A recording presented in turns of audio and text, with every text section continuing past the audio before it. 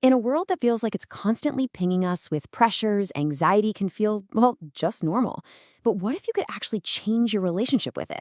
In this explainer, we're going to build a practical, science backed toolkit to manage anxiety and fear, turning those overwhelming feelings into something you can actually handle and maybe even use. Okay, let's kick things off with this powerful idea from speaker Mel Robbins because it kind of flips everything we think we know about fear on its head. Think about it. Your heart's racing, your palms are sweaty. Is that terror or is it a thrill? Turns out, your body has no idea. So, both fear and excitement start with the exact same agitated physical feeling. The only difference, literally the only one, is the story your brain decides to tell itself. One story screams danger and sends you into a spiral. The other one whispers opportunity and gets you ready for action. And right there, that's where we can step in and make a change. So here's our game plan. First, we're going to dig into why your brain goes on high alert in the first place. Then we'll start building out that toolkit with 3 different kinds of solutions. Body first fixes for when you need calm right now, mental reframes to change that story in your head, and a proactive plan for building long-term resilience. All right, let's get into what's actually happening inside your body in those moments of panic or worry. And here's the key. It's not a bug. It's a feature. It's your ancient survival system doing its job. It all really comes down to 2 settings in your nervous system. You've got the sympathetic system, think of it as the gas pedal, revving you up for a threat. And then you have the parasympathetic system, which is the brake, slowing you down so you can rest. Anxiety, a lot of the time, is just that gas pedal being stuck to the floor. And let's be clear, this alarm system is absolutely vital. You need it if you're facing a real threat, like a tiger. But today the tiger is usually just a stressful email, or a party you don't want to go to, or just a thought that pops into your head. So anxiety is basically your body's top-of-the-line alarm system going off when there's no actual fire. Now, for our first set of tools, these are what we call bottom-up techniques. See, trying to think your way into being calm when you're panicking is basically impossible. So instead, these tools use your body to send a very clear message up to your brain that says, hey, we're safe. You can hit the brakes now. First up is something called the physiological sigh. It's super simple. You take a sharp double inhale through your nose, like that, and then you follow it with a really long, slow, extended exhale through your mouth. This one little action rapidly dumps carbon dioxide from your bloodstream and immediately tells your heart rate to slow down. And as neuroscientist Andrew Huberman explains, this isn't just some relaxation trick, it's a hardwired biological mechanism. You are literally tapping into your nervous system's control panel to manually flip the switch from panic mode to calm mode. Okay, next up is the 5-4-3-2-1 grounding method. When your mind is just racing with worries about the future or regrets about the past, this technique yanks it right back to the present moment.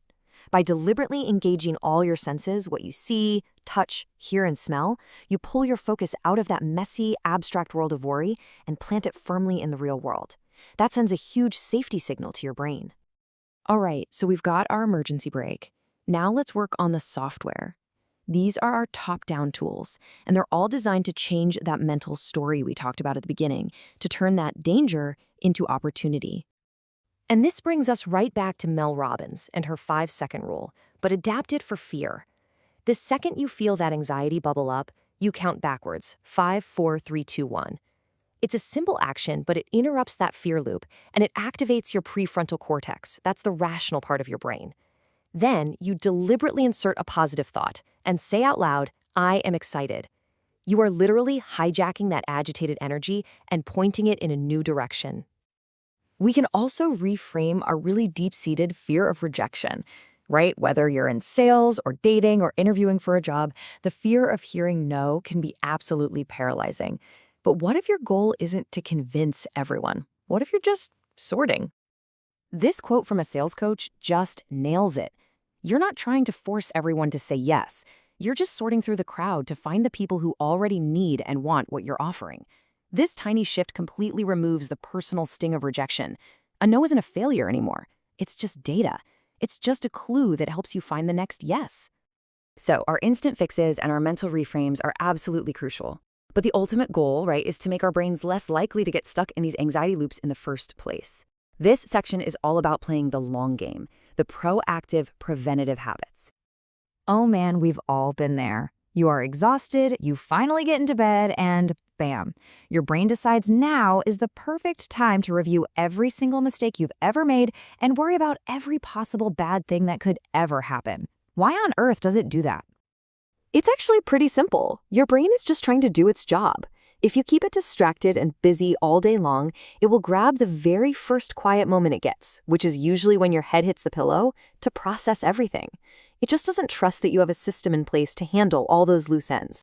So the solution is to build that trust with your brain.